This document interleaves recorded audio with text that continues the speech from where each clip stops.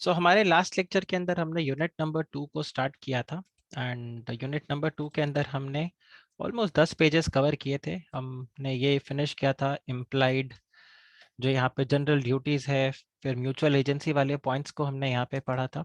फिर हमने यहाँ पे देखा था कि पार्टनर्स के क्या राइट्स रहते हैं, म्यूचुअल राइट्स एंड ऑब्लिगेशंस। फिर हम लोगों ने यहाँ पर इंटरेस्ट ऑन कैपिटल, ये सब मैंने आपको बोला था सेम अकाउंट्स की तरह पार्टनरशिप प्रॉपर्टी के बारे में देखा। और प्राइवेट पर्सनल प्रॉफिट्स अगर ये अर्न करते हैं तो उसमें इनको रिम्बर्स करना होता है। फिर हमने यहाँ पे ये कुछ एक्शंस देखे थे जो कि बेसिकली एक पार्टनर अकेले नहीं कर सकता ये डिसीजन। ये सब मैंने आपको कुछ कुछ प्रोविजंस रीड करने को भी दिया था। आज हम यहाँ से शुरू करेंगे the effect of admissions by a partner. So अगर किसी पार्टनर का यहाँ पे एडमिशन होता है मतलब, तो इसके ऊपर पॉइंट है कि जैसे ही देखो a person is being admitted as a partner in the firm, right, वो एक वहाँ पर स्ट्रॉन्ग एविडेंस हो जाता है फर्म के अगेंस्ट। तो बेसिकली आपको यहाँ पर ये जो पॉइंट यहाँ पे बता रहा है एविडेंस अगेंस्ट द फर्म, इसका ये मतलब है सिंपली कि ए बी सी डी चार जने हैं, आपने डी को यहाँ पे पार्टनर बना लिया अपने फर्म में। ठीक है, तो जैसे आपने फर्म में इसको आपने पार्टनर बनाया तो बेसिकली ये पूरे फर्म को बाइंड कर सकता है। और ये सिर्फ फर्म में पार्टनर है और आपने इस चीज के बारे में बताया।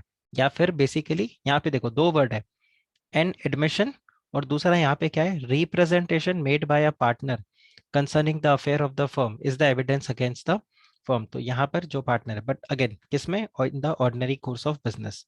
तो सेम चीज यहाँ पर आपको इसके एनालिसिस में भी दिया हुआ है। और ये एग्जाम्पल है, आई थिंक मैं ये एग्जाम्पल के बारे में बात कर रहा था जो शायद कॉन्ट्रैक्ट एक्ट का एग्जाम्पल मैं आप लोगों को ले रहा था, बट ये पार्टनरशिप एक्ट में ये है। देखो इसमें कैसा आता है, देखो दो पार्टनर्स हैं और आई थिंक ये किसी पास्ट ईयर क्वेश्चन में या आरटीपी में भी आपको मिलेगा। सो एक्स और वाई यहाँ पे पार्टनर्स हैं, they are dealing in the spare parts of the different brands of the motorcycle. अब यहाँ पर जेड जो है उसने एक मोटरसाइकिल का स्पेयर पार्ट परचेज किया, ठीक है, और किससे परचेज किया, एक्स से, मतलब इनके फर्म से परचेज किया। और एक्स ने ये स्पेयर पार्ट बेचा और बोला कि ये आपके मोटरसाइकिल के लिए बिल्कुल फिट रहेगा। बाद में पता चला, अच्छा, Y is ignorant about this transaction, Y को पता भी नहीं कि ऐसा कोई एक्स और जेड के बीच में ट्रांजैक्शन हुआ है। नाउ ये जो स्पेयर पार्ट था this prove to be unsuitable. अब मुझे बताओ क्या यहाँ पर सिर्फ एक्स रिस्पॉन्सिबल होगा या एक्स और वाई दोनों रिस्पॉन्सिबल होंगे। ध्यान रखना, even though y is ignorant about this transaction, x and y both are responsible because both of them are the partners। तो जैसे ही आप यहाँ पे एडमिशन हो जाते हो या आप रिप्रेजेंट करते हो कि आप पार्टनर हो किसी फॉर्म के, तो बाय डिफॉल्ट हो जाएगा। एक एग्जांपल हमने शायद पिछले किसी पुराने लेक्चर में, not in last lecture but इसके जब हम यूनिट 1 पढ़ रहे थे, वहां पर हमने एक ऐसा क्वेश्चन देखा था जहां पर एक मैनेजर को पार्टनर की तरह इंट्रोड्यूस करवाया गया था और वो मैनेजर एक्सेप्ट भी कर रहा था कि यस मैं पार्टनर हूँ यहाँ पे। तो फिर क्या हुआ, बेसिकली वहाँ पे उसके ऊपर जब लॉसेस हुए तो ही कैन नॉट डिनाई दैट मैं तो पार्टनर हुई नहीं। क्यों, क्योंकि आपने अपने आप को रिप्रेजेंट किया है एज अ पार्टनर। तो representations which are made by the partner and concerning the affairs of the firm is again the evidence against the firm in the ordinary course of business। तो यहाँ पर जो partners हैं as they are agent so they can make binding admissions but only in the relation to the partnership transaction in the ordinary course of business. तो ये point आपके पास आता है यहाँ पे। इसके अलावा ये जो एडमिशंस एंड रिप्रेजेंटेशंस का पॉइंट आता है कि अगर कोई चीज आप बोल रहे हो तो ये सब चीज यहाँ पर आपका वो काउंट होगा।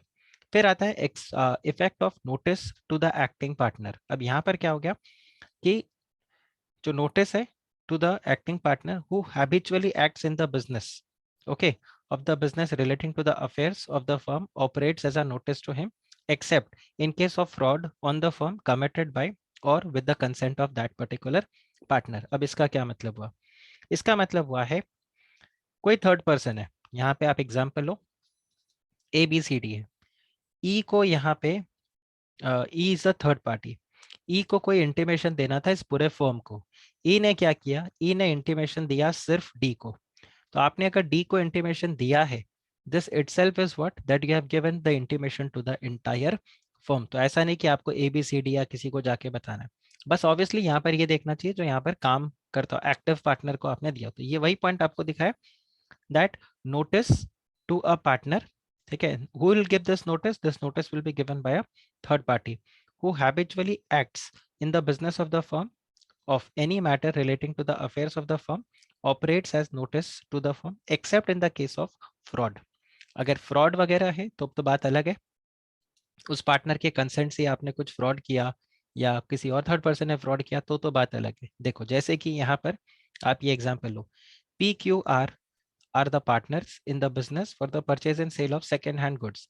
Now R purchases a second hand card on behalf of the firm from S. In the course of dealing, S comes to know that the car is stolen one and it actually belongs to X. Now P and Q are ignorant about it. तो अब यहाँ पर ध्यान रखना, all the partners are liable to X, the real owner, that is the real owner. बस यहाँ पर क्या होगा, एक्सेप्शन कब आ जाएगा, एक्सेप्शन तब आ जाएगा अगर आप ये प्रूफ कर दो कि ये जो आर है इसको पता था, आर को पता था कि ये चोरी की गाड़ी है और उसके बावजूद भी उसने इस चोरी की गाड़ी को खरीदा। तो फिर आप क्या बोलोगे, आर अकेला रिस्पॉन्सिबल होगा, फर्म की रिस्पॉन्सिबिलिटी नहीं होगी। लेकिन अगर आर को नहीं पता तो फिर यहाँ पर क्या हो जाएगा, they all collectively they will be responsible. आप बताइए, दिस इज दिस क्लियर, ये वाला पॉइंट। फिर सिमिलरली आप देखो, a partner who actively participates in the management of the business of the firm bought for his firm certain goods while he knew, अब आप देखो यहाँ पर आ रहा है fraud, while he knew the particular defect in the goods. Now his knowledge as regard to the defect ordinarily would be construed as the knowledge of the firm. जैसे अभी हमने यहाँ पे देखा कि अगर आपने पार्टनर को नोटिस दे दिया है तो यहाँ पर अगर डी को पता है कि गुड्स में खराबी है, मतलब पूरे फर्म को पता है कि गुड्स में खराबी है। बट यहाँ पर क्या केस है आप चेक करो, his knowledge as regard to the defect ordinarily would be construed as the knowledge of the firm, कि उसको पता है मतलब पूरे फर्म को पता है, though the other partners were not aware of the defect. But A had in the league with the seller conspired to conceal the defect. यहाँ पर A ने क्या किया, सेलर के साथ मिलके उसको बोला एक काम करो, जो यहाँ पर गुड्स में डिफेक्ट है इस डिफेक्ट को आप क्या करो, इस डिफेक्ट को आप जानबूझ के छुपाओ। तो जैसे ही इन्होंने जानबूझ के उस डिफेक्ट को छुपाया तो मतलब ए एक तरीके से यहाँ पर क्या कर रहा है, फ्रॉड कर रहा है। तो अब यहाँ पर दूसरे पार्टनर्स के पास क्या होगा, दूसरे पार्टनर्स के पास राइट आ जाएगा कि वो गुड्स को रिजेक्ट कर दे, और अगर गुड्स को रिजेक्ट किया इन डिफेक्ट्स के लिए तो फर्म लाइबल नहीं रहेगा। अब यहाँ पर ए जाने और सेलर जाने जिन्होंने यहाँ पर फ्रॉड किया या जिन्होंने मिलकर यहाँ पर इन डिफेक्ट्स को छुपाया था, तो वो यहाँ पर जाने। तो वहां पर ये वाला रूल नहीं लगेगा कि पार्टनर को पता है मतलब पूरे फर्म को पता है। तो आप सीधा एक्सेप्शन यहाँ पर वही एक चीज देखना कि अगर पार्टनर को आपने नोटिस दे दिया तो पार्टनर को नोटिस मतलब पूरे फर्म को नोटिस। एक्सेप्शन यहाँ पर क्या है, except in the case of fraud on the firm which is committed by और with the consent of that particular partner. तो ये आपका सेक्शन नंबर 24 है। फिर आप देखिए liabilities to the third party. So liabilities to the third party में आप देखिए every partner is liable jointly with all the other partners and also severally for the acts which are done while he is a partner. तो जब आप partner थे उस वक्त आपकी जो मतलब जो भी यहाँ पर फर्म का लाइबिलिटी रहेगा वो आपका लाइबिलिटी यहाँ पर बराबर रहेगा। So acts of the firm is again for the it is against, basically it will work against the partner also. So partners are jointly and severally responsible to the third party, right, severely responsible to the third party and for all the acts that comes under the scope of their express or implied authority. So ये एक point आता है। अब acts of the firm है तो acts of the firm का क्या मतलब है, so acts of the firm connotes any act or omission by all the partners or by any partner or the agent of the firm.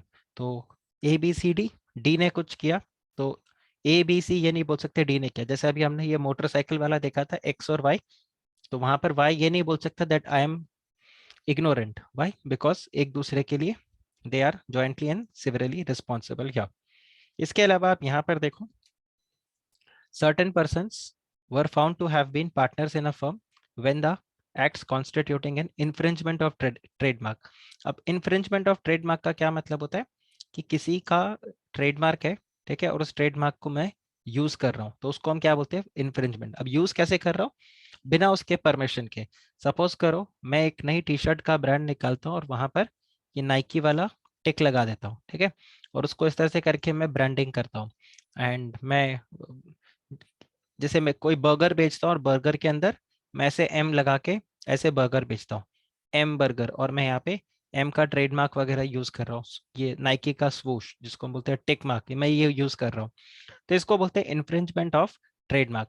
तो infringement of trademark में क्या होगा, अब McDonald मेरे को यहाँ पर स्यू कर सकता है, मतलब उस हद तक स्यू किया जा सकता है मेरे को कि भाई ये एम नाम के लोगों से आपने जितने भी बर्गर्स बेचे हैं या जो भी वड़ा पाव भी अगर आपने बेचा है, तो वो सारा का सारा पैसा आप क्या करो, मैकडोनल्ड्स को यहाँ पर ले जाकर दो। तो ये सब हो जाता है इन्फ्रिंजमेंट। तो यहाँ पर फर्म ने क्या किया, इन्फ्रिंजमेंट ऑफ ट्रेडमार्क किया, मतलब किसी और के ट्रेडमार्क को उन्होंने खुद का यूज किया। तो यहाँ पर देखा गया they are liable for the damages which are arising out of the alleged infringement, and it is being immaterial that the damages arose after the dissolution of the firm or not। तो जब ये firm में partner था उस वक्त गड़बड़ किया, तो उस वक्त गड़बड़ किया तो इट डजेंट मैटर वेदर अभी वो फर्म में पार्टनर है या नहीं है, अगर आपने गड़बड़ किया या कुछ वहां के लाइबिलिटीज अराइज हुए तो you are still liable and you will have to pay for that. ध्यान रखना, आप जब फर्म में पार्टनर थे उस वक्त जो भी लाइबिलिटीज है वो आपके ऊपर हमेशा चलता रहेगा जब तक कि वो लाइबिलिटी आप फुल्ली पे नहीं कर देते। तो इसका ये मतलब नहीं कि आपने बस खाली अगर पार्टनरशिप बिजनेस को बंद कर दिया या आप पार्टनर नहीं रहे तो आप फ्री हो गए, ऐसे तो फिर क्या होगा, हर कोई फ्रॉड करेगा, फ्रॉड करके पार्टनरशिप बिजनेस को बंद कर देगा और फिर क्या बोलेगा, ये पार्टनरशिप बिजनेस तो रहा नहीं, अब कोई पार्टनरशिप बिजनेस नहीं, कोई पार्टनर्स नहीं, कोई लाइबिलिटी नहीं, तो ये तो पूरा गड़बड़, फ्रॉड, मतलब फ्रॉड पे फ्रॉड आप ये इस तरह से करते जाओगे। इसीलिए यहाँ पर बोले तो उससे कोई फर्क नहीं पड़ता कि इस वक्त आप लोग पार्टनर्स हो या नहीं हो, इस वक्त आप लोगों का फर्म एस्टेब्लिश्ड है या नहीं है, बट यहाँ पर आपका जो डिसोल्यूशन हो गया तो भी कोई फर्क नहीं पड़ता, it will still be considered as the rights which will be there. ये आता है आपका पॉइंट। ओके, फिर अगर आप देखो liability of a firm for wrongful acts of a partner, तो ऑब्वियसली अगर रॉन्गफुल एक्ट्स है, ठीक है, तो रॉन्गफुल एक्ट्स में आपको ये देखना होगा कि ये जो रॉन्गफुल एक्ट्स है ये कहाँ पर है, मतलब is it in the ordinary course of business या फर्म को पूरा पता है। सी अगर कोई ऑर्डिनरी कोर्स ऑफ बिजनेस में होता है या with in the authority of the business में होता है तो फिर यहाँ पर फर्म लायबल रहेगा, लेकिन अगर फ्रॉडुलेंटली कुछ किया या beyond the ordinary course of business और beyond the authority of the partner तो फिर यहाँ पर फर्म लायबल नहीं रहेगा। So whereby the wrongful act और omission of a partner in the ordinary course of business, तो बस सिंपल आप यही लाइन देखना, that the firm is liable, right, only when, और the firm is liable to the third party for the wrongful acts which are done by the partner if they do the acts while acting in the ordinary course of business or with the authority of the partners, बाकी partners की authority या within the authority of the partners यहाँ पर वो work करते हैं तो, right। फिर देखिए if the act in the question can be regarded as authorized as falling within either of the categories, then ये आपका unauthorized, और ये सब तो कोई काम ही नहीं आएगा कि ऑथराइज था कि नहीं था, तो ये पॉइंट आपके पास रहता है that in if the act in the question can be regarded as authorized and as falling within either of the categories, तो फिर यहाँ पर खत्म हो गया, ये सब आपको अनऑथराइज या रॉन्गफुल आप कोई क्वेश्चन ही अराइज नहीं होगा। वाई, बिकॉज यहाँ पर आप ऑर्डिनरी कोर्स ऑफ बिजनेस में कर रहे हो या फिर with the authority of the other partners आप यहाँ पे कर रहे हो। जैसे one of the two partners in a coal mine acted as a manager and was guilty of personal negligence in omitting to have the shaft of the mine properly fenced। इसकी वजह से क्या हुआ, इंजरी हो गया एक workman को। The other partners are also held responsible for the firm. हाँ, यहाँ पर फिर क्या होगा, क्या आप यहाँ पे देखो, सेम एग्जाम्पल आप लो, ए बी सी ये तीनों पार्टनर्स है, डी को नुकसान हो गया सी की गलती की वजह से, क्या ए और बी लाइबल है, देखो सेक्शन यहाँ पर आपको क्लियरली बोलता है यस ए और बी लाइबल है। क्या बाद में ए और बी सी से ये पैसा रिकवर कर सकेंगे, क्या सी को फर्म को इंडेमनीफाई करना होगा, तो आपको ये देखना होगा अगर ऑर्डिनरी कोर्स ऑफ बिजनेस में है तो बिल्कुल भी नहीं, और अगर ऑर्डिनरी कोर्स ऑफ बिजनेस में नहीं है तो डेफिनेटली यहाँ पर ये चीज लगेगा। फिर देखिए the liability of the firm for the misapplication by the partner, so where a partner acting within the apparent authority receives money or property from a third party and misapplies it, or a firm in the course of the business receives money or property from a third person and the money or the property is misapplied by any of the partners while in the custody of the firm is liable to make the losses good. अब इसका classic example आप ये देखो, फिर से example A B C D, चार partners हैं यहाँ पे, ठीक है। अब आप यहाँ पे देखो, ई को कुछ रुपए देने थे फर्म को, ठीक है। ई को कुछ रुपए देने थे फर्म को, ई ने क्या किया, ई ने पैसे दे दिए ए को, और ये पैसा ए लेकर हो गया फरार, ये उड़ गया, ठीक है। अब क्या वहां पे partners B C and D, ये तीनों पार्टनर्स क्या ये पैसा ई से रिकवर कर सकते हैं? Answer is no. ई क्या बोलेगा, मैंने आपके पार्टनर को पेमेंट किया था, अब वो पैसे लेकर भाग गया तो मेरी कोई गलती नहीं है, मैंने अपनी तरफ से पेमेंट यहाँ पे कर दिया। या फिर सपोज करो बैंक फर्म को कोई लोन देता है, ठीक है, बैंक ने फर्म को कोई लोन दिया, अगेन चार partners A B C D, A वो लोन का पैसा लेके भाग जाता है, ठीक है, तो क्या बी सी डी बाद में बैंक को ऐसा बोल सकते हैं हम आपको पेमेंट नहीं करेंगे? तो answer is this is not allowed. Bank will be, मतलब bank can still recover the money from the firm, ये बाकी वाले जो पार्टनर्स है ये रहेंगे। तो यही पॉइंट यहाँ पर आपको बताया हुआ है। तो देखो, it has been observed that the working of the two clause is desired to bring out clearly an important distinction between the two categories of misapplication of the money by the partners. Clause A क्या बोलता है, where the partner acts within his authority and due to his authority he receives money. जैसे मैंने आपको बताया यहाँ पे ई को पेमेंट करना था फर्म को, और ई ने ए को पेमेंट कर दिया, और ए विद इन दी अथॉरिटी वहां पर पैसा रिसीव करता है, और उसके बाद में उस पैसे या प्रॉपर्टी को वो मिस अप्लाई करता है, तो फिर यहाँ पर क्या हो जाएगा, फर्म लाइबल हो जाएगा। So for this provision to get attracted, it is not necessary that the firm should have actually come to the custody of the firm or not. तो फर्म के कस्टडी में आया हो चाहे नहीं आया हो, इससे कोई फर्क नहीं पड़ेगा। लेकिन दूसरे केस में वहां पर वो क्या बताया हुआ है, ये तब होगा अगर कोई मनी और प्रॉपर्टी वो फर्म की कस्टडी में आ गया, फर्म में आ गया, और उसके बाद में उसको मिसअप्लाई किया गया। ये देखो, ये जो दो डायग्राम मैंने आपको बना कर दिया, ये दोनों डायग्राम यहाँ पर आपको इन्हीं पॉइंट्स के बारे में बताता है। But nevertheless both the case में यहाँ पर कौन लायबल होगा, firm will be liable. So if the receipt of money by one partner is not within the scope of his apparent authority, his receipt cannot be regarded by the receipt of the firm, but and the other partners will not be liable unless the money is received comes to the possession under their control. ये एक example है जो I think वापस से past year question में कहीं पर तो मैंने देखा था, या तो आरटीपी में या पास्ट ईयर क्वेश्चन में।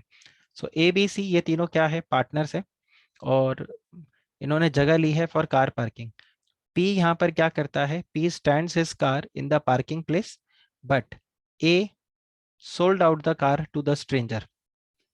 पी एक थर्ड पार्टी है, वो यहाँ पर आता है, गाड़ी पार्क करता है, और गाड़ी पार्क करके चला जाता है। अब ए यहाँ पर जो है वो यहाँ पर पी की गाड़ी को उठा के बेच देता है। अब मुझे बताओ पी के लिए कौन लाइबल है? Now here the firm is liable for the acts of A, क्योंकि अल्टीमेटली अगर आप देखो ये जो पार्किंग प्लेस है, ये पार्किंग प्लेस किसके, मतलब किसका है, ये फर्म का है, और फर्म का एक पार्टनर ने ये काम यहाँ पर किया, ए हैज सोल्ड आउट, तो फर्म की कस्टडी से पैसा गायब हुआ है, ठीक है। तो इट डजेंट मैटर कि उसने फ्रॉड किया या नहीं किया, इससे कोई फर्क नहीं पड़ता, it is the property was with the firm and यहाँ से गायब हुआ है, राइट। फिर देखिए the rights of the transferring of a partners interest. तो अब यहाँ पर क्या हो गया, ए बी सी डी चार पार्टनर है, डी अपना शेयर लेट्स से जेड को दे के जा रहा है, अब यहाँ पर जेड आ जाएगा डी की जगह, तो उसके क्या राइट्स है? सबसे पहली बात, क्या जेड को वो अपना इस तरह से शेयर दे सकता है? आंसर इज यस, वो अपना शेयर दे सकता है, लेकिन ध्यान रखना क्या उससे जेड यहाँ पर पार्टनर बन जाएगा डी की जगह? Answer is no. आप देखो चार पार्टनर्स हैं, A B C D, D बोलता है मैं एग्जिट कर रहा हूँ, मैं मेरा शेयर जेड को बेच के जा रहा हूँ, तो क्या यहाँ पर Z पार्टनर बन गया ऑटोमेटिकली? देखो तो दो पॉइंट्स हैं, Z ऑटोमेटिकली पार्टनर नहीं बनेगा जब तक ए बी सी अग्री नहीं करते कि हम Z को पार्टनर मानते हैं, सबसे पहला पॉइंट तो ये। तो क्या डी अपना पार्टनरशिप से शेयर जो है वो Z को बेच के जा सकता है?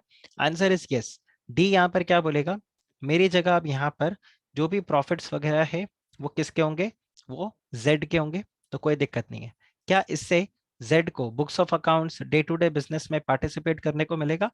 सो Z को डे टू डे बिजनेस में डे टू डे अकाउंट्स को देखने का तो चांस नहीं मिलेगा, but yes Z will definitely get to see the books of accounts, क्योंकि आप देखो जब प्रॉफिट्स मिल रहे तो इसको हिसाब तो देखना होगा ना। अल्टीमेटली जो प्रॉफिट पहले डी को मिल रहा था, अब वो प्रॉफिट जेड को मिल रहा है, तो ऑब्वियसली जेड एबीसी को बोलेगा कि मुझे यार एटलीस्ट बुक्स ऑफ अकाउंट्स एक बार दिखाओ तो सही कि आपको प्रॉफिट हुआ कितना है।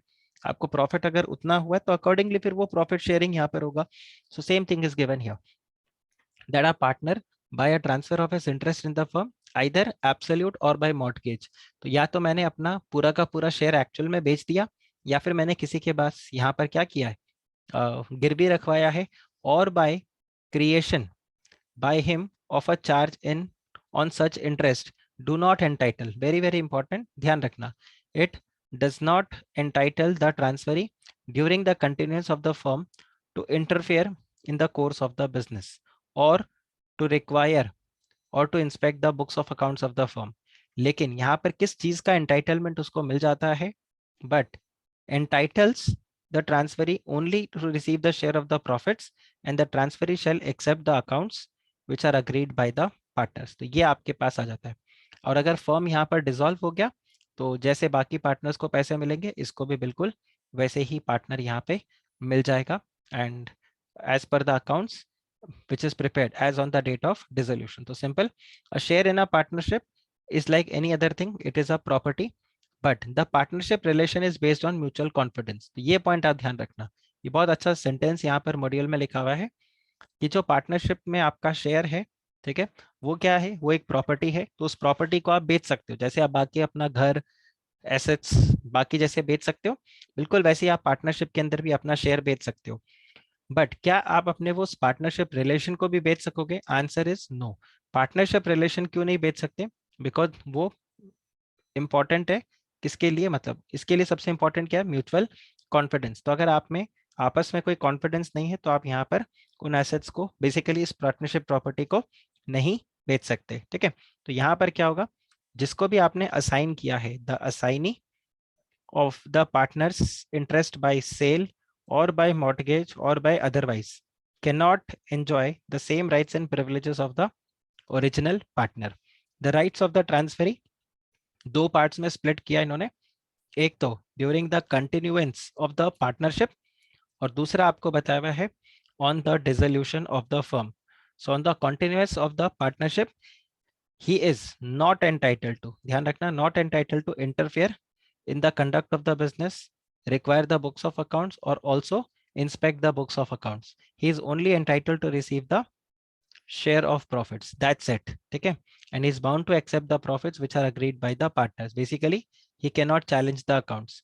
लेकिन जब पार्टनरशिप बिजनेस यहाँ पर बंद होगा, then he is entitled to receive the share of the assets of the firm to which the transferring partner was entitled, and for the purpose of ascertaining the share he is entitled to the account as on the dissolution of the firm।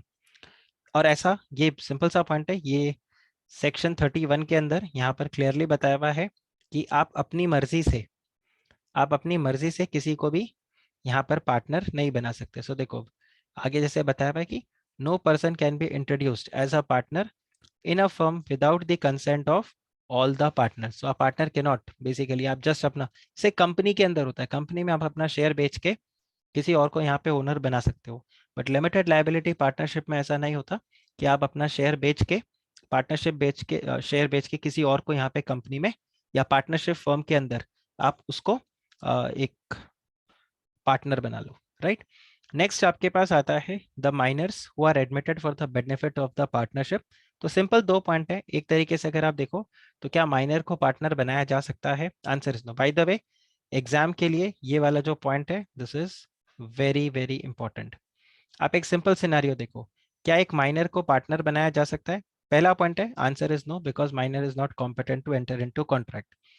फिर sir यहाँ पर कैसे बताया कि minor को हम partnership के अंदर एडमिट कर लें?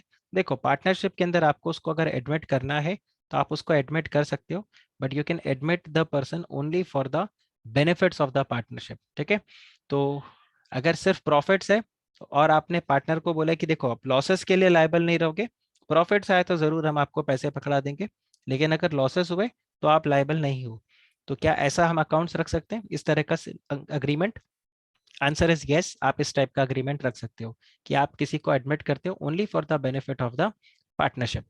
अच्छा नेक्स्ट अगर आप यहाँ पर देखो तो जो लॉसेस हुए तो अगर लॉसेस हुए तो माइनर का कोई भी यहाँ पर पर्सनल लायबिलिटी नहीं होगा। अच्छा सर, ये माइनर हमेशा तो माइनर रहेगा नहीं, कभी ना कभी तो ये मेजर भी बनेगा। तो जब ये मेजर बनेगा तब क्या होगा? देखो, जब ये मेजर बनेगा तो इसके पास होगा 6 महीने का टाइम। लॉ इसको बोलता है आपको 6 महीने का टाइम मिलेगा। इस 6 महीने के टाइम में डिसाइड कर लो कि आपको इस फॉर्म के साथ रहना है कि नहीं रहना है।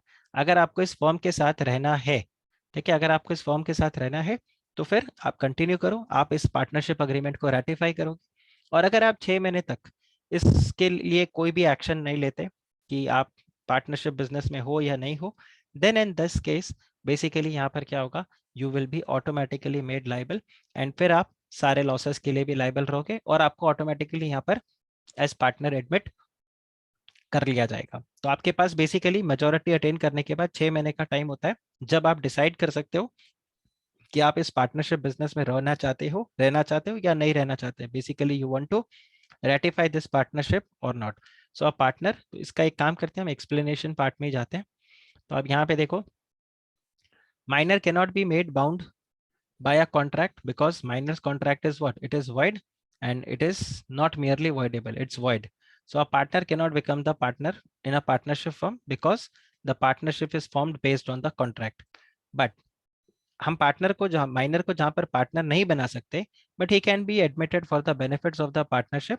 एंड ये यहाँ पर क्या करेगा इसके लिए, he will give consent of all the partners, then the rights and the liabilities of such partner will be governed as per this. तो यहाँ पर वही बताए, इसको मैं हाईलाइट कर देता हूँ आप लोगों के लिए।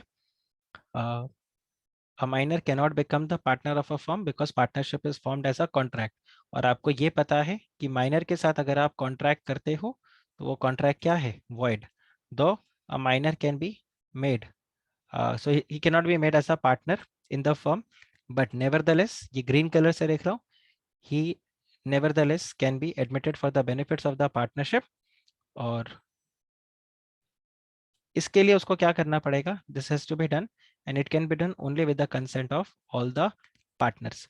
अब इसके पास राइट्स क्या क्या है, तो आप देखिए, पहला तो राइट है to receive the profits, he will have access to books of accounts, he can sue the other partners for the payments, right? And on attaining majority, जैसे मैंने आपको बताया, इसके पास 6 महीने का टाइम रहेगा to elect and become either the partner or not to become the partner. If he elects to become the partner, then he is entitled to the share to which he is entitled as a partner.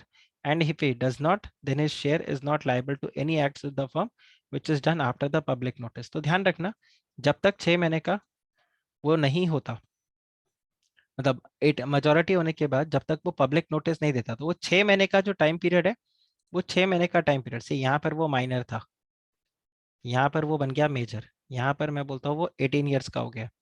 अब यहाँ से आप देखो, इसको 6 months का time दे रहा है, तो यहाँ पर क्या है, वो he is a major, here he was a minor. अब आप यहाँ पे देखो, अगर वो मेजर हो गया तो ये 6 महीने के टाइम पे उसको डिसाइड करना है whether to stay in the partnership business और नॉट। सो यहाँ पर उसको बेसिकली एक डिसीजन लेना है, राइट? डिसीजन किस चीज के लिए? डिसीजन आइदर टू स्टे और टू एग्जिट। देखो, स्टे का है तब तो कोई प्रॉब्लम नहीं, बिकॉज ये जैसे एक नॉर्मल पार्टनर लाइबल होता है वैसे ही रहेगा। एग्जिट के लिए है तो आपको ये देखना होगा क्या उसने पब्लिक नोटिस दिया या नहीं दिया। अगर नोटिस दिया है then he is not liable, okay. और अगर पब्लिक नोटिस नहीं दिया then he will be liable. आप बताओ, ये क्लियर हो गया? ये क्लियर हुआ? तो ये पॉइंट आता है। सो बिफोर, ये वाला पैराग्राफ के ऊपर पॉइंट था। अब आगे बता रहा है, before attaining the majority the liability of the minor is confined only to the extent of a share in the profits and property of the firm. Minor has no liable personal liability for the debts of the firm incurred during the minority, but and minor cannot be declared as insolvent, right? लेकिन अगर firm insolvent हो गया तो उसका जो share है that will, his share would go to the official assigner, assignee or the receiver। ये point पे देखना, जब आपका जो एग्जाम परस्पेक्टिव से है, ये इंपॉर्टेंट है। So with in 6 months after attaining the majority, ठीक है, तो यहाँ पर the minor partner has to decide whether he shall remain a partner or to leave. अब यहाँ पर एक और पैराग्राफ आता है, जो मतलब पैराग्राफ मतलब एक और लाइन है जो मैंने रीड नहीं किया। अब इसका क्या मतलब है, देखो या तो आपको पता है आप पार्टनर हो उस फर्म के अंदर, आप माइनर हो और आपको पता है कि आप उस फर्म में पार्टनर हो, तो आप मेजर हो तो भी आपको ये बात पता है, तो इसलिए 6 महीने का टाइम दिया। या फिर सपोज करो आपको नहीं पता था कि आप किसी फर्म में पार्टनर थे, जब आप माइनर थे तब आपको किसी फर्म के अंदर पार्टनरशिप बनाया गया था, और यहाँ पर फिर क्या आ जाएगा, on his knowledge of obtaining that he is admitted to the benefits of the partnership. तो सपोज करो आपको 20-21 साल के बाद पता चलता है कि आप पार्टनर थे इस फॉर्म के अंदर, तो फिर जब आपको पता चलता है वहां से 6 महीने के अंदर अंदर आपको यहाँ पर क्या करना होगा, नोटिस देना पड़ेगा, और आप डिसाइड करोगे whether you want to remain as a partner in the firm और you want to leave. Now where he is elected not to become partner, he will have to give a public notice, very very important. और जब तक वो public notice नहीं देता, ठीक है, and if he fails to give such notice then he shall become the partner in the firm after the expiry of the 6 months। अब क्या हो जाएगा, that if a minor becomes partner in the firm on his willingness or by failure to give his notice, his rights and duties would be he will become personally liable to the third parties for all the acts which are done by the firm since he was admitted for the benefits of the partnership. So जब भी इसको partner बनाया गया था वहां से लेके अभी तक के जितने भी नुकसान है उन सब के लिए ये लाइबल हो जाएगा, उस समय के सारे लाइबिलिटीज के लिए भी नुकसान हो जाएगा कल को अगर फर्म उसका पेमेंट नहीं कर पाता है तो। And his share in the property, okay, and profits will remain the same to which he was entitled as the minor। तो बाकी सारे terms उसके exactly same रहेंगे, but if he elects not to become the partner, तो फिर यहाँ पर क्या बोला गया है, फिर यहाँ पर आपको बोल रहा है कि his rights and liabilities will continue to those of a minor up to the date he gives the public notice। तो 18 साल के बाद सपोज उसने 3 महीने बाद नोटिस दिया, तो 3 महीने तक 18 ईयर्स के बाद जो 3 महीने का टाइम पीरियड है वो 3 महीने के लिए यहाँ पर क्या रहेगा, लाइबल रहेगा, और एक बार जब उसने पब्लिक नोटिस दे दिया उसके बाद he will not be liable. तो ये वही पॉइंट आ रहा है, his share shall not be liable for any acts of the firm which is done after the date of such notice and he shall be entitled to sue the partners for his share of the property। तो वो यहाँ पर अपने firm से property जो उसका rights है वो सब यहाँ पर लेके निकल जाएगा और एग्जिट कर जाएगा। तो जब वो बोलेगा कि देखो मैं यहाँ से निकल रहा हूँ, मेरा लेट्स से 20% शेयर है, तो आप 20% ऑफ द प्रॉफिट्स और जो भी मेरा कैपिटल है वो सब आप मुझे यहाँ पर पे कर दो एंड मैं यहाँ से फिर निकल जाऊंगा। So this is the case when the minor. तो ये आई होप आप लोगों को क्लियर हुआ होगा after attaining the age of minority. Just ध्यान रखना 18 ईयर्स का होने के बाद 6 महीने का टाइम पीरियड है, उस 6 महीने के अंदर अगर आप पब्लिक नोटिस दे देते हो तब तो बिल्कुल ठीक है, अगर आप पब्लिक नोटिस नहीं देते हो तो आप बाय डिफॉल्ट वहां पर पार्टनर बन जाओगे। और दूसरा तरीका क्या है पार्टनर बनने का, जब आप खुद अग्री करते हो कि हाँ मैं पार्टनर बनना चाहता हूँ, आप वहां पे तब पार्टनर बन जाओगे। और तीसरा केस यहाँ पर क्या है कि अगर सपोज करो after basically he gives the public notice, but जब तक वो पब्लिक नोटिस नहीं देता तब तक के लिए वो वहां पर लाइबल रहेगा, राइट। फिर देखिए the legal consequence of a partner coming in and going out, बहुत ही सिंपल सा पॉइंट है, अकाउंट्स में भी आपने पढ़ा है। इनकमिंग पार्टनर जो है वो लाइबल कब से होना शुरू होगा, जिस दिन से वो फर्म के अंदर पार्टनर बना है उस दिन। और आउटगोइंग पार्टनर कब लाइबल होगा, आउटगोइंग पार्टनर लाइबल हो जाएगा बेसिकली तब तक के सारे बेसिकली लॉसेस या लाइबिलिटीज का जब तक वो पार्टनर था। तो आप यहाँ पे देखो ए को यहाँ पर एडमिट किया जा रहा है, ठीक है, ए को यहाँ पर एडमिट किया जा रहा है, he is coming in as a partner from let's say 8 अक्टूबर। तो 8 अक्टूबर से जब वो यहाँ पर पार्टनरशिप बिजनेस के अंदर आ रहा है तो आप क्या बोलोगे, विद इफेक्ट फ्रॉम 8 अक्टूबर जो भी फर्म के अंदर लॉसेस है उसके लिए ये लाइबल होगा। अब सपोज करो ये आउट हो जाता है, फर्म से बाहर निकलता है, कब निकलता है, ये निकल जाता है let's say 10th of December। तो ध्यान रखना with effect from 10th of December उसका लाइबिलिटी खत्म, बट 10 दिसंबर के पहले का लाइबिलिटी रहेगा। यहाँ पर 8 अक्टूबर से उसको लाइबिलिटी उसका तैयार हो जाता है, विद इफेक्ट फ्रॉम 8 अक्टूबर उसका लाइबिलिटी तैयार हो जाता है, उसके पहले का नहीं रहेगा। तो यहाँ पर बिफोर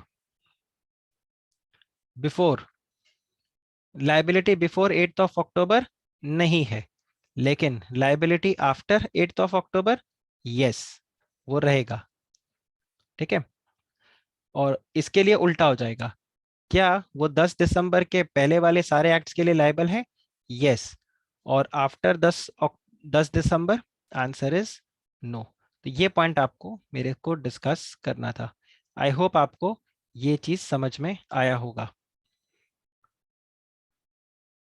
ओके, तो ये एक पॉइंट है और काफी लॉजिकल सा बात है कि अकाउंट्स में भी जैसे आप लोग पढ़ते हो, so rights and liabilities of the new partner, retirement of a new partner, this is exactly same, right. अब यहाँ पर एक चीज और देख लो, जैसे the liability of a new partner ordinarily commences from the date when he admits the partner, unless, ध्यान रखना, unless he agrees and to a liability which is incurred prior date. तो सपोज करो यहाँ पे ए बोलता है मैं 8 अक्टूबर को यहाँ पे पार्टनर बन रहा हूँ, बट विद इफेक्ट फ्रॉम, आप ले लो सर 1 अप्रैल। तो भले ही 8 अक्टूबर 2021 से पार्टनर बनाओ, लेकिन वो अपनी लायबिलिटी कब से मान रहा है? वो बोलता है 1 अप्रैल से। आप ऐसे ही मान के चलो कि मैं 1 अप्रैल से फर्म में पार्टनर था, तो 1 अप्रैल ऑनवर्ड्स जो भी यहाँ पर लॉसेस है वो सारा आपके ऊपर एप्लीकेबल हो जाएगा। So this is the case. फिर आगे देखिए, the new firm including the new partner who joins it may agree to assume the liability for the existing debt of the old firm, and creditor may agree to accept the new firm as their debtor and discharge the old partners. Now the creditor's consent is necessary in every case to make the transaction operative. ये point ध्यान रखना, the creditor's consent is necessary to in every case to make the transaction operative, क्योंकि ultimately अगर आप check करो ABCD इन चार के बीच में अग्रीमेंट था, वो अलग बात है, लेकिन इन चारों ने जब किसी क्रेडिटर से सामान लिया तो ABCD ने कलेक्टिवली क्या किया है? किसी क्रेडिटर के साथ कॉन्ट्रैक्ट किया है। तो अब आप ABCD आपस में मिलकर कॉन्ट्रैक्ट्स को कैसे चेंज कर सकते हो? आप नहीं कर सकते, क्योंकि ये कॉन्ट्रैक्ट आपके आपस का मामला नहीं है, ये कॉन्ट्रैक्ट आपके और क्रेडिटर के बीच का है। तो आपके आपस का मामला है, वो आप कर सकते हो, कोई दिक्कत नहीं है कि ए को कितना प्रॉफिट मिलेगा, बी को कितना प्रॉफिट मिलेगा, उसमें आप चेंज करो, मुझे उससे कोई दिक्कत नहीं। लेकिन जो क्रेडिटर है, क्रेडिटर यहाँ पर उसका कंसेंट जरूर यहाँ पर इंपॉर्टेंट हो जाएगा। So novation is a technical term in a contract for substituted liability, of course not confined only to the partnership. तो जैसे हमने कॉन्ट्रैक्ट एक्ट के अंदर भी देखा था, नोवेशन जब आप नए कॉन्ट्रैक्ट में एंटर कर जाते हो, तो same thing is being given here. But आगे यहाँ पर क्या बताया है? But a मियर agreement amongst the partner can not be operate as a novative novation. So basically, the agreement between the partners and the incoming partner shall be liable for the existing debts, which ipso facto right to the gives creditor of a firm a right against the firm. तो ये point आपके पास यहाँ पे आ जाता है when a partnership firm is being made, right? So ये आपका point था, rights and liabilities of a new partner. तो जो नया पार्टनर है वो यहाँ पर लाइबल नहीं रहेगा, जो पुराने पार्टनर्स है वही लाइबल रहेंगे। बट हाँ, क्रेडिटर्स, अगर क्रेडिटर्स के साथ आप अग्रीमेंट करते हो और बोलते हो कि नहीं, अब से मैं अकेला नहीं, ये एक और नया पार्टनर है, वो भी लाइबल रहेगा, तो क्रेडिटर अग्री कर जाता है तो कोई प्रॉब्लम नहीं यहाँ पे चलेगा, राइट। फिर देखिए retirement of a partner. So अच्छा, ये पॉइंट ध्यान रखना, in case of a two partner this section will not apply which automatically gets dissolved by the death of one of them। तो अगर दो ही जन का पार्टनरशिप बिजनेस है और एक अगर मर गया तो ऑटोमेटिकली फर्म आपका यहाँ पर डिसॉल्व हो चुका है। फिर देखिए retirement of a partner. Retirement of a partner में आप सारे के सारे पार्टनर्स के कंसेंट के साथ ही रिटायर कर सकते हो। अनलाइक LLP, जब आप वहां पर नोटिस दे के निकलते हो, तो यहाँ पर आप रिटायर करोगे तो you will retire with the consent of all the partners, या फिर आपका कोई एक्सप्रेस अग्रीमेंट हुआ होगा, राइट, पार्टनर्स के साथ, तो आप निकल सकते हो। या फिर आपका पार्टनरशिप था किसके साथ? Partnership was at will. तो दो तरीके का पार्टनरशिप होता है, partnership for the fixed period और पार्टनरशिप एट विल। तो पार्टनरशिप एट विल का यही फीचर था दैट आप एग्जिट कर सकते हो कभी भी by just giving a notice to the other parties कि आप यहाँ पे रिटायर करना चाहते हो।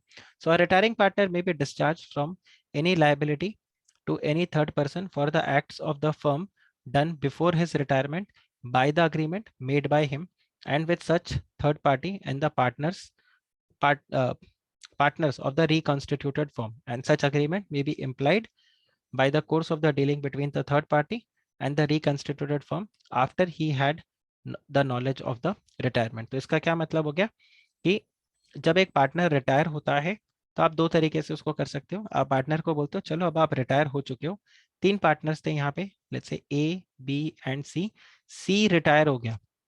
जब सी रिटायर हो गया तो सी यहाँ पर नोटिस दे देगा। अब देखो, जब सी रिटायर होता है तो मैंने आपको क्या बताया था कि जिस दिन से वो रिटायर हो रहा है उसके पहले वाले लाइबिलिटी के लिए क्या वो लाइबल है? Answer is yes. बट ऐसा भी हो सकता है कि जब वो यहाँ पर रिटायर करे, जब वो यहाँ पे, सो एग्जैक्टली जैसे मैंने आपको यहाँ पर समझाया था कि एक्सेप्शन निकल सकता है, मतलब जैसे इधर बोला हुआ था, क्या ए जब पार्टनरशिप बिजनेस में आ रहा है तो जिस दिन आ रहा है उसके पहले के लिए क्या वो लाइबल हो सकता है? तो technically answer is no, broadly answer is no, unless वो अग्री कर जाए कि हाँ वो रहेगा। सेम वे एक पार्टनर अगर रिटायर हो रहा है तो रिटायरमेंट के पहले वाले लाइबल जो उसके डेट्स है उसके लिए क्या लाइबल रहेगा वो? Answer is yes, unless agreement हो जाए बिटवीन द एग्जिस्टिंग पार्टनर्स। तो जैसे ए बी सी के बीच ये पार्टनर्स थे, सी एग्जिट कर गया, सी के एग्जिट करने के बाद ए और बी क्या बोलते हैं कि हम दोनों ही यहाँ पर अब पार्टनरशिप बिजनेस को कंटिन्यू करेंगे, और सी को रिलीव करते हैं हम इसकी लाइबिलिटीज से। सी को हम बोलते हैं आज से आपकी लाइबिलिटीज खत्म, आज से सारी लाइबिलिटीज जो है वो हम पे करेंगे। और ये क्या करते हैं, थर्ड पार्टी को इस बात का इंटीमेशन भी दे देते हैं। So retiring partner may be discharged from the liability to the any third party for the acts of the firm which is done before his retirement. So by default अगर आप देखो prima facie तो आप क्या बोलोगे? नहीं, it is not, plain vanilla situation is not, but before his retirement he's still liable, right? He cannot say that, he cannot escape from his liability. But क्या इसमें exception है? Yes, so he can do so. फिर देखो, notwithstanding the retirement of a partner from the firm, he and the other partners continue to be liable as the partners to the third party for any act done by any of them which would have been an act of the firm if done before the retirement until the public notice is given.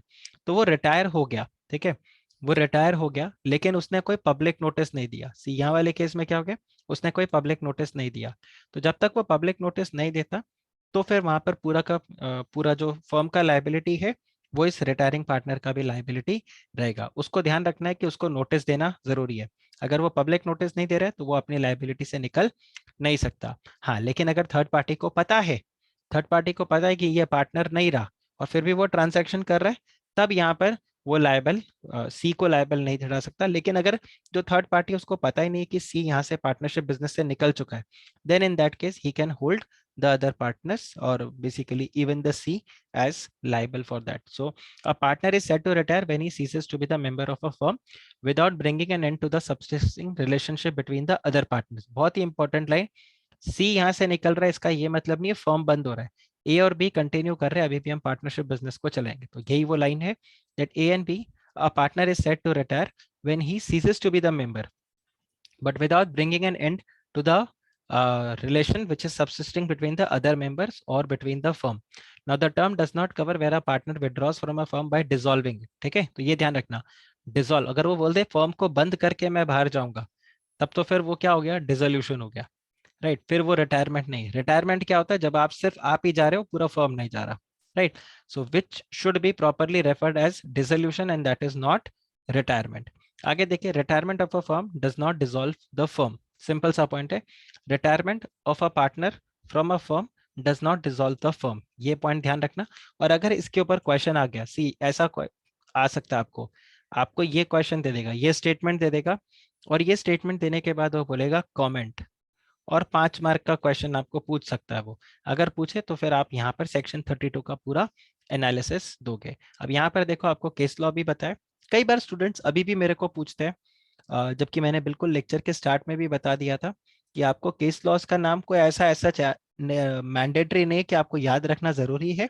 हाँ, अगर याद रहे तो आपके लिए अच्छा, but ऐसा कोई मैंडेटरी नहीं कि आपको याद रखना ही है, ठीक है? बट यहाँ पर एक केस है, यहाँ पे Vishnu Chandra versus Chandrika Prasad, supreme court का जजमेंट है। तो वहां पर बताया हुआ है, इफ एनी पार्टनर, ठीक है, if any partner wants to disassociate from the partnership business in the clause of the partnership deed which was being construed comprehends a situation where a partner wants to retire from the partnership. The expression clearly indicated that in the event of the retirement, the partnership business will not come to an end. तो ये simple सा point हो गया कि अगर आप business से निकलना चाहते हो, आप निकलो, कोई दिक्कत नहीं।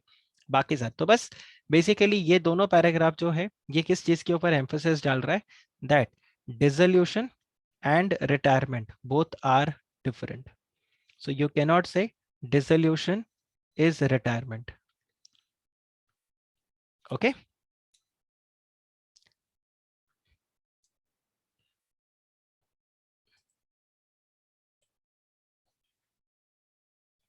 Is this clear?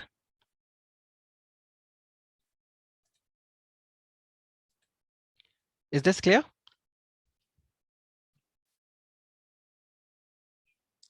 Okay. Now just give me 1 minute. I think मेरा screen जो PDF है ये hang हो गया है.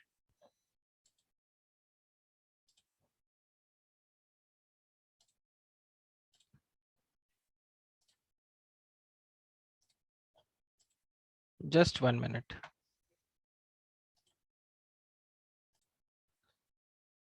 So यहाँ पे जैसे बताया हुआ है, mere retirement of a partner who was a tenant in the premise in which the partnership business was carried out would not result in the assignment of the tenancy right in the favor of the remaining partner, even though the remaining partner, retiring partner, ceases to have any right or interest in the business. What is the liability of the outgoing partner? Simple सा point है. His liability is, दो points यहाँ पे आपको ध्यान रखने हैं.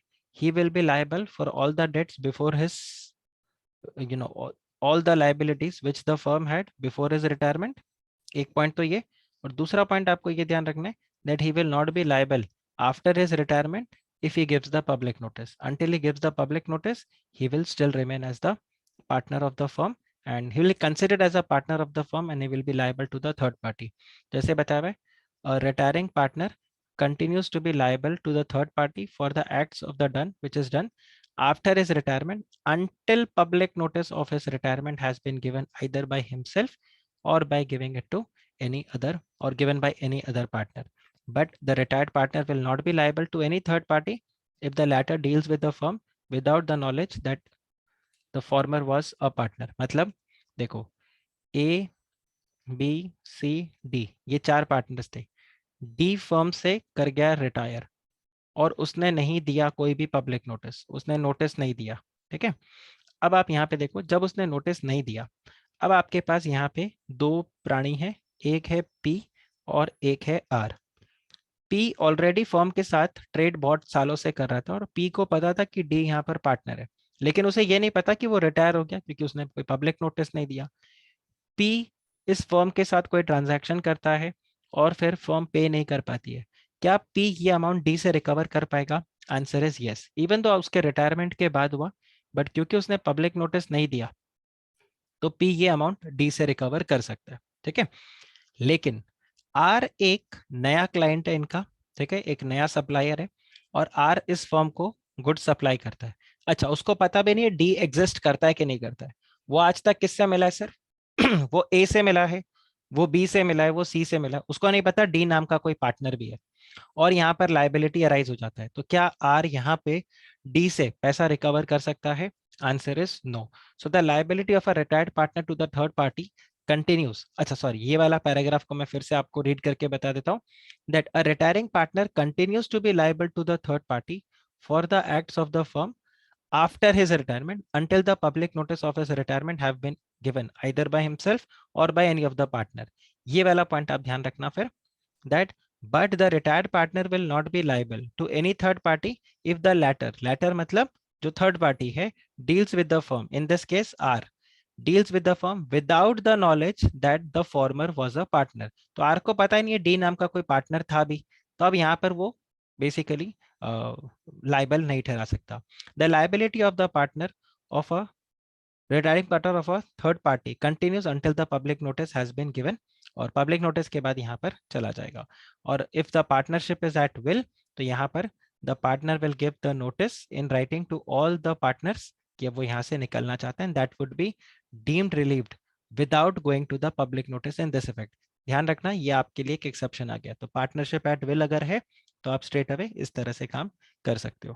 अब देखो एक्सपोल्शन ऑफ अ पार्टनर. अब एक्सपोल्शन ऑफ अ पार्टनर के अंदर क्या बताया है कि एक पार्टनर जो है उसको आप एक्सपेल नहीं कर सकते from the firm, right. A partner may not be expelled by the firm. Expulsion का क्या मतलब होता है कि आपको फर्म से निकाल दिया गया है, अब आप उस फर्म के अंदर है। जैसे एक तरह के आप रेस्टिक, जैसे कॉलेज में नहीं बोलते, स्कूल्स में कॉलेजेस में बोलते हैं कि आपको रेस्टिकेट किया जाता है, so you have been expelled. So a partner may not be expelled by the firm by any majority of the partners, right. कि ऐसा नहीं कि मेजोरिटी ऑफ द पार्टनर्स मिलकर बोले कि चलो इस पार्टनर को निकाल दो तो उसको निकाल दिया, ऐसा नहीं होगा। आप एक्सपल्शन कब कर सकते हो? एक्सपल्शन तभी कर सकते हो अगर इसके लिए आपने कोई प्रोविजन रखा है अपने कॉन्ट्रैक्ट के अंदर, इसका कोई प्रावधान है आपके कॉन्ट्रैक्ट में जो पार्टनर्स के बीच में। क्या आपने जब पार्टनरशिप बिजनेस में घुसे थे तो आपने जब अग्री किया था कि मैं पार्टनर बनने वाला हूं, तो क्या उस वक्त आपने अपने अग्रीमेंट में, डीड में कोई भी ऐसा प्रोविजन रखा था कि इन ग्राउंड्स में हम आपको पार्टनरशिप बिजनेस से निकाल देंगे? सबसे पहला पॉइंट ये। दूसरा यहाँ पर क्या होगा, the power has to be exercised by the majority of the partners. और तीसरा, it should be exercised in the good faith. ये तीनों चीजें होनी चाहिए। ये तीन में से अगर कोई भी एक चीज गायब है तो ध्यान रखना आप किसी पार्टनर को एक्सपेल नहीं कर पाओगे। So all three are needed. Okay, all three are needed. So if all these conditions are not present, the expulsion is not deemed to be done in bona fide. Bona fide मतलब एक innocent, right. फिर यहाँ पर क्या माना जाएगा कि आपका इंटरेस्ट क्या है, मालाफाइड। मालाफाइड मतलब आपका इंटेंशन गलत है यहाँ पे। तो ये तीन पॉइंट आप ध्यान रखना। Expulsion must be in the interest of the firm, the partner to be expelled is served with a notice, and he has been given the reasonable opportunity of being heard. मैं कितनी बार ये बताता हूँ, हमारा देश का संविधान कैसा है कि हम अजमल कसाब को भी एक फ्री ट्रायल का मौका देते हैं। तो we give a reasonable opportunity of being heard to everyone. हम सबको बोलते हैं कि एक मौका दिया जा रहा है आपको, आप बताओ आपकी बात क्या है। बेसिकली हमने लिखा था कि ये कुछ 6-7 पॉइंट्स है, इनमें से कोई भी एक केस में आप अगर गिल्टी पाए गए तो आपको पार्टनरशिप बिजनेस से निकाल दिया जाएगा। तो ये पॉइंट में गिल्टी पाया गया तो हम उस पार्टनर को एक बार एक मौका देंगे कि आप बताओ क्या गलती है, मतलब हमें ऐसा लग रहा है कि आपने क्या, आपको क्यों नहीं निकाला जाना चाहिए। तो एक बार उसको अपॉर्चुनिटी आप दोगे। ये वाला जो केस है ये शायद या तो रिवीजन टेस्ट पेपर में था या फिर ये ऑलरेडी पास्ट ईयर क्वेश्चन में आ गया है। और बहुत ही बड़ा मतलब फनी सा केस है ये कि A B C are the partners और ये बिजनेस कैरी ऑन कर रहे थे काफी टाइम से। और ए और बी की जो वाइफ है, स्पाउसेस, ठीक है, हस्बैंड भी हो सकते हैं वैसे, स्पाउसेस, ठीक है, they fought in the ladies club. अब लेडीज क्लब है तो डेफिनेटली वाइफ ही होगा। तो ए और बी की जो वाइफ है वो लेडीज क्लब में झगड़ा कर लेती है अपने पर्सनल इश्यूज को लेके। और उस केस में क्या होता है, एक की जो वाइफ है शी इज हर्ट बैडली, तो मतलब बेसिकली ये WWE हो गया, राइट। राइट, WWE नहीं, WWF, वाइफ वाइफ फाइट, ठीक है। तो ये WWF यहाँ पे हो गया। अब इसमें ए की वाइफ को काफी इंजरी वगैरह आ गई, ए को गुस्सा आया और ए ने क्या किया, ए ने जाकर सी को कन्विंस किया, बोला एक काम कर, बी की वाइफ को मजा चखाते हैं और हम बी को करते हैं एक्सपेल। एंड बी को इन्होंने एक्सपेल कर दिया पार्टनरशिप बिजनेस से। Now without being notice which is given from A and C. अब इस केस में आप मुझे बताओ, क्या जो ये एक्सपल्शन किया गया है ए और सी के तरफ से, क्या ये एक्सपल्शन वैलिड है या ये एक्सपल्शन इनवैलिड है? तो आंसर यहाँ पर क्या होगा, ये इनवैलिड होगा क्योंकि ये बोनाफाइड नहीं है, this is mala fide, this is not in the interest. तो ये तीनों ही चीजें यहाँ पर प्रेजेंट नहीं थी। फिर अगर आप देखो तो नेक्स्ट आपके पास आता है इंसॉल्वेंसी ऑफ अ पार्टनर। तो insolvency of a partner is basically, इसमें आपको एक काफी अच्छा सा चार्ट बना के दिया। इंसॉल्वेंसी ऑफ अ पार्टनर क्या हो गया, एक ऐसा इंसान जो दिवालिया घोषित कर दिया गया है। तो जैसे ही एक पार्टनर को आपने बोला कि ये पार्टनर इंसॉल्वेंट है, तो ध्यान रखना the insolvent partner can not continue as a partner. मैं इसको थोड़ा जूम आउट कर देता हूँ ताकि आप इसको अच्छे से पढ़ पाओ। तो the insolvent partner can not continue as a partner, जैसे ही एक पार्टनर इंसॉल्वेंट हुआ उस दिन से, उसी क्षण वो पार्टनरशिप बिजनेस से बाहर निकल गया and then he can not continue as a partner. दूसरा, he will cease to be a partner from the very date the order is made, जिस दिन से ऑर्डर है, ये जैसे मैंने आपको अभी बताया। The state of the insolvent partner is not liable for the acts of the firm which is done after the order. मतलब जो इंसॉल्वेंट पार्टनर है उसका जो प्रॉपर्टी है, जो कुछ भी वहां पर उसके एसेट्स हैं बचे हुए, ठीक है, तो सर वो फिर इंसॉल्वेंट कैसा रहा अगर उसके एसेट्स हैं? देखो इंसॉल्वेंसी वो सिचुएशन हो जाता है जब आपके एसेट्स तो हैं कम और आपके लाइबिलिटीज हैं बहुत ज्यादा, हम ऐसे इंसान को बोलेंगे इंसॉल्वेंट। मतलब किसी इंसान के पास एसेट्स है 100 करोड़ का तो आप ऐसे इंसान को इंसॉल्वेंट बोलोगे? देखो, बोल सकते हैं अगर उसके पास लाइबिलिटी जो है वो 100 करोड़ से ज्यादा है, वो बोले मेरे पास 150 करोड़ की लाइबिलिटी है, तो मतलब नेटवर्थ अगर आप उसका देखो तो वो क्या है, दैट इज -50 करोड़। तो ऐसे केस में आप उसको बोल सकते हो इंसॉल्वेंट, क्योंकि उसके एसेट्स को बेचकर लाइबिलिटी का पूरा पेमेंट नहीं किया जाएगा। तो इसके जो एसेट्स है, जो इंसॉल्वेंट पार्टनर के एसेट्स है, वो लायबल नहीं होंगे किसी भी लॉसेस के लिए which is done after, basically firm के किसी भी लॉसेस के लिए लायबल नहीं होंगे जो ये इंसॉल्वेंसी के ऑर्डर के बाद यहाँ पर पास किया गया। तो जिस दिन इंसॉल्वेंसी ऑर्डर पास कर दिया उस दिन से ही can not continue as a partner, he is not liable, he ceases to be the partner, since he ceases to be the partner his state, उसके जो भी एसेट्स हैं वो फर्म के लॉसेस के लिए लायबल नहीं होंगे। ऑल्सो यहाँ पर एक और पॉइंट ध्यान रखने वाला है कि फर्म भी लायबल नहीं होगा उस इंसॉल्वेंट पार्टनर के किसी भी एक्ट से। And ordinarily but not invariably the insolvency of a partner, अब इसका ऑर्डिनरली बट नॉट इनवेरिएबली का क्या मतलब हो गया कि जनरली अगर आप देखो तो यहाँ पर क्या होता है कि जो इंसॉल्वेंसी ऑफ अ पार्टनर है वो फर्म को डिसॉल्व नहीं करता, ठीक है, वो फर्म को डिसॉल्व नहीं करता। जैसे डिसोल्यूशन ऑफ अ पार्टनर, ये retirement of a partner is not dissolution, बिल्कुल वैसे ही यहाँ पे एक पार्टनर अगर इंसॉल्वेंट हो गया तो फर्म आपका इससे डिसॉल्व नहीं होता, firm still remains to be and solvent firm, और वो कंटिन्यू वहां पर रहता है, बस खाली वो जो पार्टनर है वो यहाँ पर निकल गया। बट सपोज करो दो ही पार्टनर्स थे, उसमें से एक इंसॉल्वेंट हो गया, अब तो ऑप्शन नहीं है बेसिकली, अब तो ये definitely insolvency of the firm ही हो जाएगा। फिर देखिए the liability of the state of the deceased partner. अब डिसीज्ड पार्टनर यहाँ पे जिसका डेथ हो गया, अब जो डिसीज्ड पार्टनर है जिसका डेथ हो गया, जिस दिन से डेथ हो गया उस दिन से कोई लाइबिलिटी वहां पर नहीं रहेगा। एंड ऑब्वियसली डिसीज्ड पार्टनर को कोई यहाँ पर पब्लिक नोटिस भी देने का जरूरत नहीं है। क्यों नहीं देना? बिकॉज यहाँ पर वो मतलब obviously he is died, so how can you ask expect that वो एक पब्लिक नोटिस दे। हाँ, ये आप देखो, जैसे ये एग्जाम्पल है, ये भी आई थिंक आपको किसी आरटीपी में या पास्ट ईयर क्वेश्चन में देखने को मिलेगा।